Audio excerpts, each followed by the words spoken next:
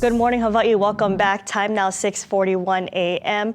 Right now, we're taking a live look on the Windward Mall camera. So as I mentioned, we do expect dry conditions today, but for the windward parts of the island, we do have those passing showers. So we took a look at a Doppler radar, mostly dry, but again, those moisture is rolling in from the east side of the island. So that's why we're taking a look at the windward parts of the island over there.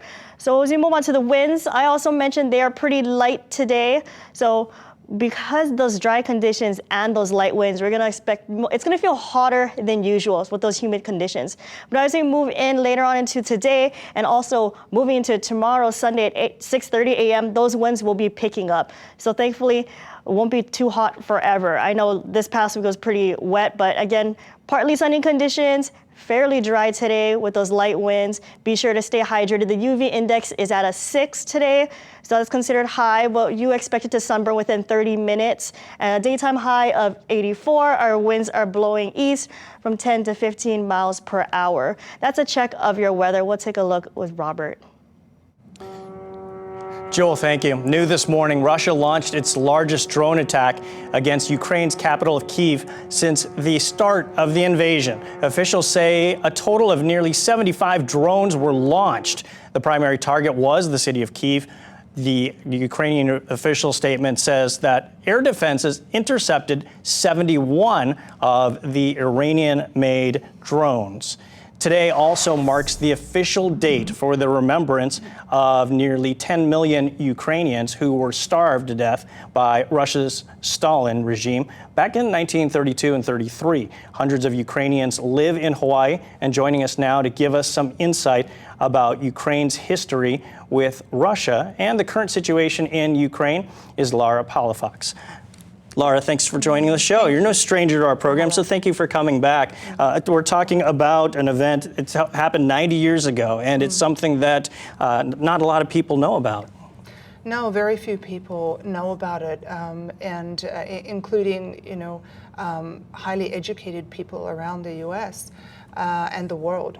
So it's really something that is so important, not only because it's an incredible sort of Holocaust that happened to the Ukrainian people that was covered up by the Soviet regime. We're talking, and we're talking about Holodomor, which basically it's like the Great Famine of Ukraine. And to me, and I'm just speculating on this, you can certainly tell me if it's the case as far as why it isn't something that is as known as maybe something like an Auschwitz or Nuremberg, where some of the same genocide took place during World War II.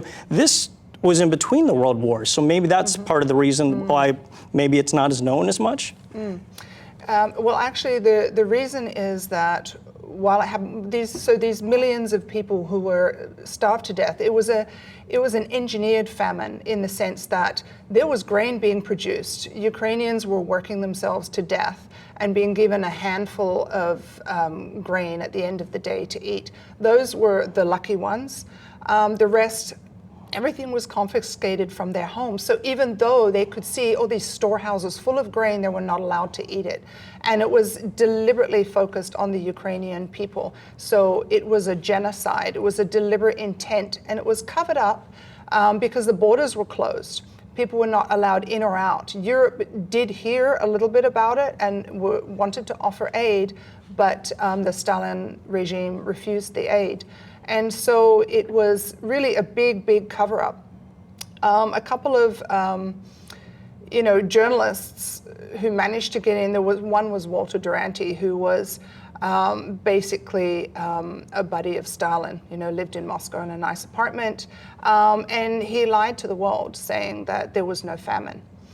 And so he didn't tell the truth. State media narrative kind of thing. Yeah, exactly. And, it was just really, really controlled. In fact, even in Ukraine, it was forbidden to talk about it. So, and so really getting this information out there, it's been a long time. Even though it was 90 years ago, it's only, in the last decade, people are starting to realize, and it's being recognized around the world now. A lot of countries are, declaring it the genocide that it was. It was a deliberate intent to massacre Ukrainians by starving them to death. Yeah, you mentioned the recognition. There's even a proclamation by Governor Josh Green that I think we'll be able to show here. But part of what we're talking about is the education of what happened. Certainly, this is not a celebration by any means, but recognizing what happened, important just as any tragedy, anything that's horrific in world history, so we don't repeat some of these same things from happening again. Exactly. And the interesting thing with history is, we need to look at history to understand the present situation. And this is true of all history.